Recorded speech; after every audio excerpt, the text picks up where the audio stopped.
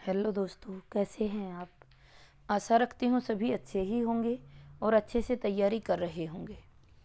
दोस्तों, जैसा कि आपको विदित ही है, क्वेश्चन सीरीज चल रही है और रोजाना की ये 20 क्वेश्चन की ये सीरीज आपके समक्ष आती है। आइए इस सीरीज को आज आगे बढ़ाते हैं। द्विवेदी युग हमारा चल रहा है और द्विवेदी युग के 40 क्वेश्चन हम कर चुके थे। आज की सीरीज में क्वेश्चन नंबर 41 से शुरू होती है और क्वेश्चन नंबर 60 तक ये रहेगी। आइए देखते हैं। आज का पहला क्वेश्चन है, भारत भारती गुप्त जी की प्रसिद्ध कृति है। गुप्त जी ने इसे किसके अनुरोध पर लिखा है। विकल्प है राजा रामपाल सिंह, महात्मा गांधी, नेहरू या महावीर प्रसाद द्विवेदी। दोस्तों, ये क्वेश्चन है, कमेंट करके आपको आंसर देना होता है। और आप जानते ही हो, ये क्वेश्चन 20 क्वेश्चन बहुत ही महत्वपूर्ण क्वेश्चन होते हैं। किसी भी, यदि आप हिंदी साहित्य से संबंधित किसी भी पेपर की तैयारी कर रहे हो तो ये आपके लिए बहुत ही महत्वपूर्ण क्वेश्चन सीरीज होती है। साथ में सभी को कमेंट करके आंसर भी देना होता है। दोस्तों, सभी कमेंट करके आंसर दीजिए और कहना चाहेंगे क्वेश्चन करने से पहले कि वीडियो को लाइक करना मत भूलिए। यदि वीडियो पसंद आती है, यदि आपको क्वेश्चन महत्वपूर्ण लगते हैं, आपके काम के क्वेश्चन लगते हैं, तो अवश्य कमेंट करके आंसर दीजिए। वीडियो को लाइक भी कीजिए। यदि आपको ऐसा लगता है कि ये बिल्कुल भी काम की नहीं है तो डिसलाइक कीजिए, लेकिन अपना मत अवश्य दीजिए। आइए अब देखते हैं, जल्दी से कमेंट करके आंसर दीजिए। क्वेश्चन नंबर 41 दोस्तों, आंसर आ जाएगा ए, राजा रामपाल सिंह। राजा रामपाल सिंह के अनुरोध पर ही भारत भारती का निर्माण किया गया था। हाँ, ये है कि भारत भारती पर राष्ट्र कवि की उपाधि जो दी गई थी वो महात्मा गांधी के द्वारा दी गई थी, लेकिन यह राजा रामपाल सिंह के अनुरोध पर लिखी गई रचना थी। अगला क्वेश्चन है, साकेत रचना के बारे में क्या सत्य है। साकेत रचना के बारे में क्या सत्य है। विकल्प है, इसकी रचना मैथिली शरण गुप्त ने की, इसकी रचना 1917 ईस्वी में हुई, इसमें कुल 22 सर्ग हैं, इसे लिखने में गुप्त जी को 10 वर्ष का समय लगा। कौन सा कथन सत्य है, जल्दी से कमेंट करके आंसर दीजिए।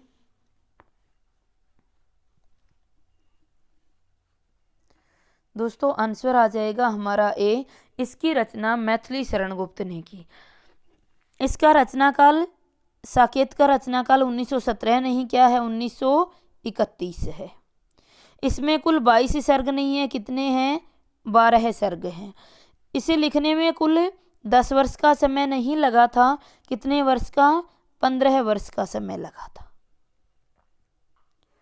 साकेत 19 में 15 वर्ष का समय लगा। ये 1916 में लिखना आरंभ हुई थी और 1931 में ये लिखी गई थी, तो इसमें 15 वर्ष का समय इसको लिखने में लगा था। आंसर हो जाएगा ए। दोस्तों, आज आवाज़ थोड़ी सी है, कंठ साथ नहीं दे रहा है। आप सभी जानते हो, सारे दिन भर बोलने का ही काम होता है, इसलिए कंठ साथ नहीं दे रहा है। आशा रखती हूँ आप सभी इस चीज़ को इग्नोर करते हुए क्वेश्चन पर ध्यान देंगे। अगला क्वेश्चन है, साकेत के केंद्र में किस पात्र की कथा वस्तु है। साकेत के केंद्र में किस पात्र की कथा वस्तु है। विकल्प हमारे समक्ष दिए गए हैं, उर्मिला, लक्ष्मण, राम या सीता। जल्दी से कमेंट करके आंसर दीजिए। साकेत महाकाव्य के केंद्र में कौन पात्र है। सभी जानते ही हो दोस्तों, आंसर क्या हो जाएगा, ए हो जाएगा। साकेत जो है ये उर्मिला का, साकेत में उर्मिला का विरह वर्णन किया गया है। अगला क्वेश्चन है, साकेत महाकाव्य के सृजन का प्रेरणा स्रोत है। विकल्प है, भवभूति कृत उत्तर रामायण चरितम, तुलसी कृत रामचरितमानस, रविंद्रनाथ टैगोर कृत काव्यतर उपेक्षिता या स्वयंभू कृत पौमचर्यु। जल्दी से कमेंट करके आंसर दीजिए। साकेत महाकाव्य के सृजन का प्रेरणा स्रोत है।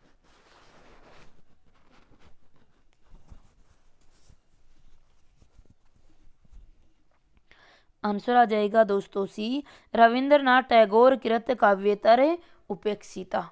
आंसर हो जाएगा सी। अगला क्वेश्चन है, साकेत के किस सर्ग में नायिका उर्मिला का विरह वर्णन किया गया है? विकल्प है सर्ग 8, सर्ग 7, सर्ग 9 या सर्ग 10। जल्दी से कमेंट करके आंसर दीजिए दोस्तों। आंसर हो जाएगा सी, सर्ग 9। साकेत के 9वें सर्ग में उर्मिला की विरह वेदना का वर्णन दिया गया है।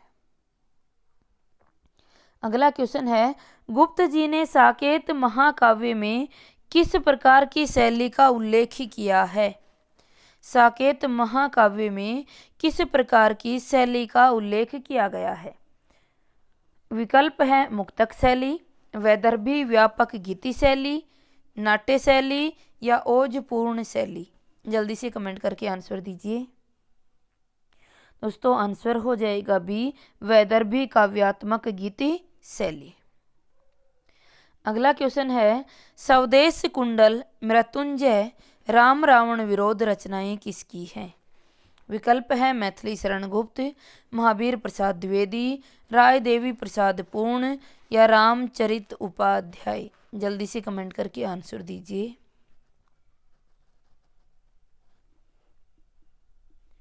आंसर हो जाएगा हमारा सी, सभी जानते हैं राय देवी प्रसाद पूर्ण।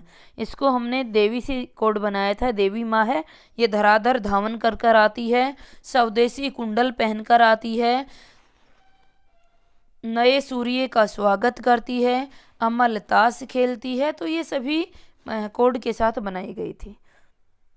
अगला क्वेश्चन है, राय देवी प्रसाद पूर्ण, राय देवी प्रसाद पूर्ण विकल्प है संस्कृत के अच्छे ज्ञाता थे, वेदांत में उनकी विशेष रुचि थी, ब्रजभाषा तथा खड़ी बोली पर उनका समान अधिकार था। जल्दी से कमेंट करके आंसर दीजिए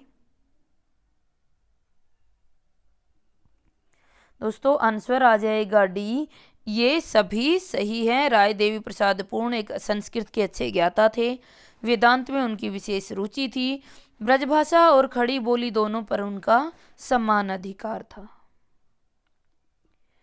अगला क्वेश्चन है, रामचरित चिंतामणि है, रामचरित चिंतामणि रचना है। विकल्प है रामचरित उपाध्याय की रचना, सियाराम शरण गुप्त की रचना, दोनों की रचना या एक खंड काव्य। जल्दी से कमेंट करके आंसर दीजिए।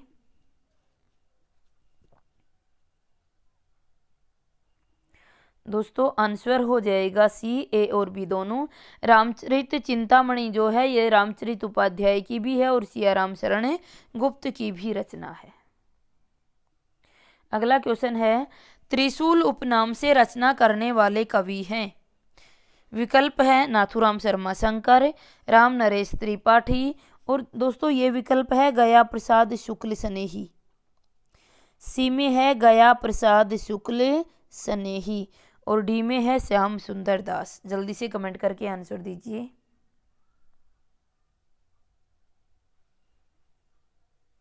आंसर आ जाएगा दोस्तों सी, गया प्रसाद शुक्ल स्नेही। त्रिशूल उपनाम से गया प्रसाद शुक्ल स्नेही रचनाएं करते थे। जो इनकी राष्ट्रीय कविताएं होती थी, जो राष्ट्रीय कविताएं होती थी वो त्रिशूल उपनाम से ये लिखते थे।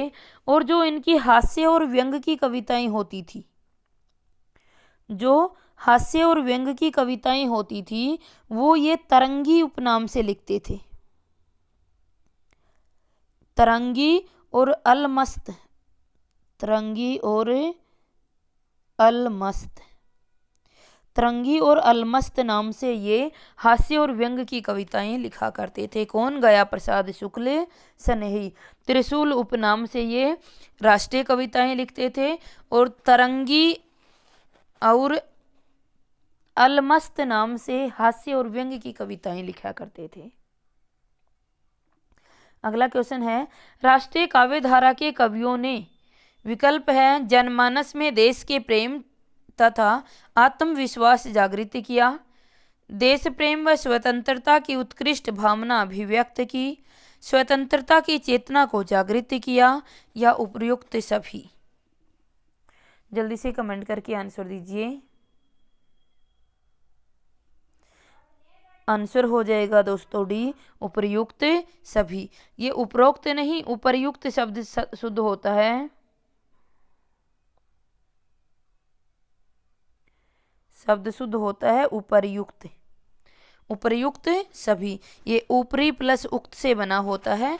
उपर्युक्त शब्द शुद्ध होता है आपका, तो आंसर आ जाएगा उपर्युक्त सभी।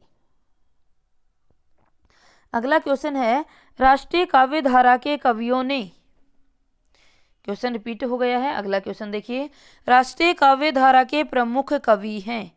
विकल्प है माखनलाल चतुर्वेदी, रामचरित उपाध्याय, जयशंकर प्रसाद, गया प्रसाद शुक्ल स्नेही। प्रमुख कवि पूछा है, प्रमुख कवि कौन है? जल्दी से कमेंट करके आंसर दीजिए दोस्तों। आंसर हो जाएगा ए, माखनलाल चतुर्वेदी। माखनलाल चतुर्वेदी राष्ट्रीय काव्य धारा के प्रमुख कवि माने जाते हैं। अगला क्वेश्चन है दोस्तों,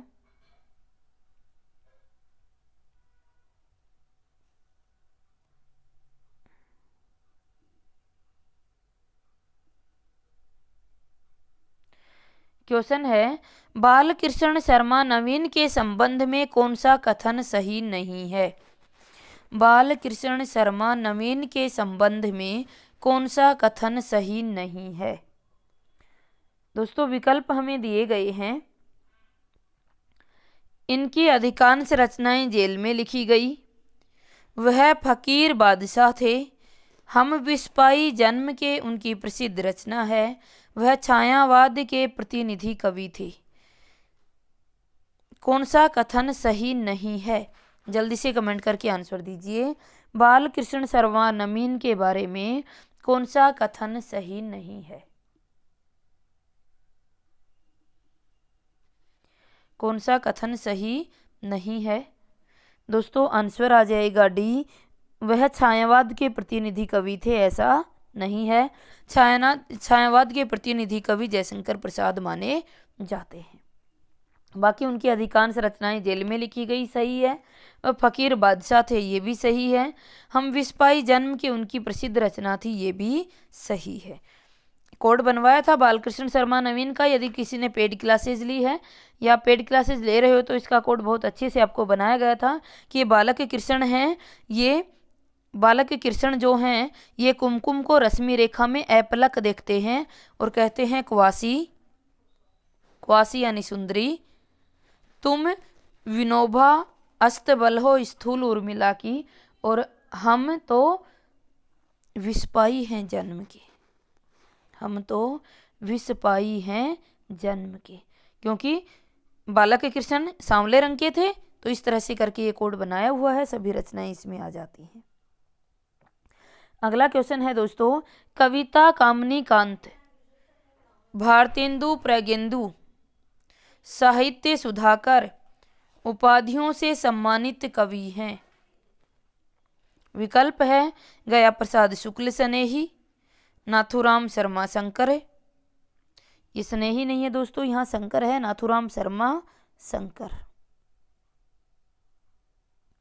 नाथुराम शर्मा शंकर, अयोध्या सिंह उपाध्याय हरियोध और सुमित्रा नंदन पंत। कविता कामनीकांत, भारतेंदु प्रगेंदु या साहित्य सुधाकर उपाधि से कौन सम्मानित किए गए थे?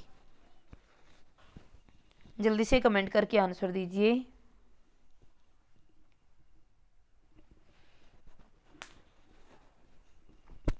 दोस्तों आंसर हो जाएगा हमारा बी, नाथुराम शर्मा शंकर।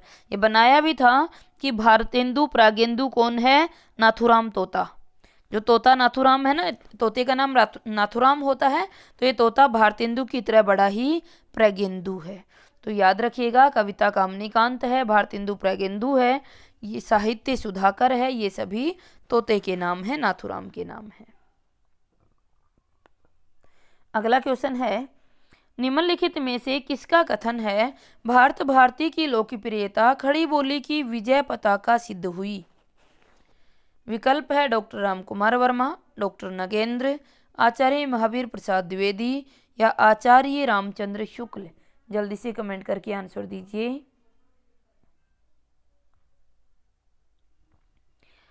आंसर हो जाएगा दोस्तों बी, डॉक्टर नगेंद्र। ये डॉक्टर नगेंद्र का कथन है। अगला क्वेश्चन है, राष्ट्रीयता गुप्त जी का उद्देश्य है पर संस्कृति शून्य राष्ट्रीयता उन्हें ग्राह्य नहीं है, यह कथन किसका है?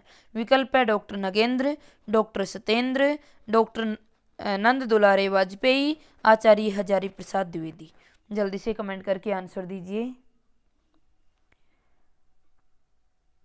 दोस्तों आंसर हो जाएगा बी, डॉक्टर सत्येंद्र। किसका कथन है? ये डॉक्टर सत्येंद्र का कथन है। अगला क्वेश्चन है, भारतीय संस्कृति के प्रवक्ता होने के साथ साथ मैथिली शरण गुप्त प्रसिद्ध राष्ट्रीय कवि भी हैं। उनकी प्राय सभी रचनाएं राष्ट्रीयता से ओतप्रोत हैं, यह कथन किसका है? विकल्प है रामविलास शर्मा, आचार्य रामचंद्र शुक्ल, डॉक्टर उमाकांत, महावीर प्रसाद द्विवेदी। जल्दी से कमेंट करके आंसर दीजिए। दोस्तों आंसर हो जाएगा सी, डॉक्टर उमाकांत। किसके कथन हैं ये? डॉक्टर उमाकांत के कथन हैं। नेक्स्ट क्वेश्चन है, गुप्त जी की कविता में राष्ट्रीयता और गांधीवाद की प्रधानता है, यह कथन किसका है? विकल्प है डॉक्टर रामविलास शर्मा, बाबू गुलाब राय, गणपति चंद्र गुप्त या डॉक्टर नगेंद्र। जल्दी से कमेंट करके आंसर दीजिए।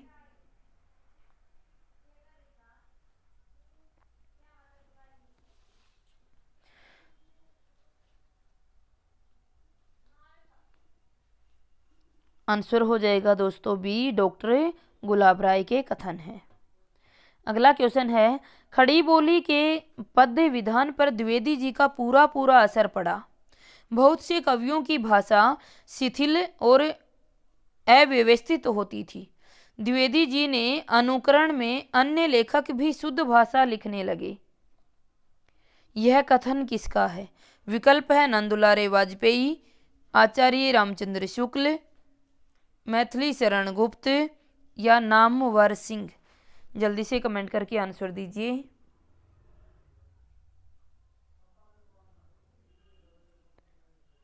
दोस्तों आंसर हो जाएगा बी, आचार्य रामचंद्र शुक्ल। किसके कथन है ये? आचार्य रामचंद्र शुक्ल के कथन है।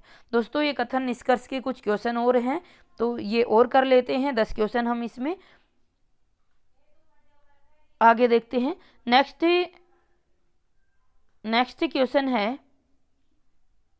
चलिए आज 60 क्वेश्चन ही रहने देते हैं, बाकी आगे पंक्तियां आ गई हैं, तो ये जो पंक्तियां हैं ये पंक्तियां अगली वीडियो में हो जाएंगी। अब कथन जो थे ये इस क्लास में समाप्त हुए। दोस्तों आशा रखती हूँ सभी को पसंद आई होगी, और यदि पुनः कहना चाहेंगे यदि महत्वपूर्ण क्वेश्चन है तो लाइक अवश्य कर दीजिए। धन्यवाद।